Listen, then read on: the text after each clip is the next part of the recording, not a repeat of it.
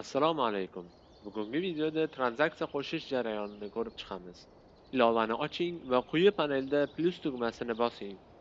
Keyin tranzaksiya qo'shish tugmasini tanlang va sizga to'ldirish uchun forma ochiladi.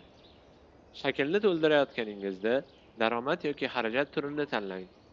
Sanani kiriting, summani yozing va valyutani tanlang. Kartalardan virtual yoki karmon kartasini tanlang. Kategoriya tanlang. Agar xohlasangiz, izoh va joylashuvni ham qo'shishingiz mumkin. Shaklni to'ldirish jarayonini avtomatlashtirish uchun QR kodni yoki karmon OCR tizimidan foydalanishingiz ham mumkin.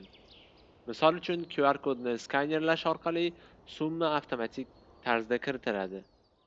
Boshqa parametrlarni o'zingiz tanlaysiz. Shaklni to'ldirib bo'lgach, tranzaksiyani qo'shing. Tranzaksiya muvaffaqiyatli qo'shiladi.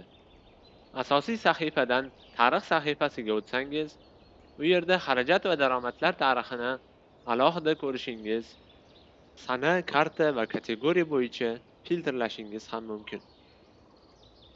Ushbu video shundan iborat edi. Rahmat, salomat bo'ling.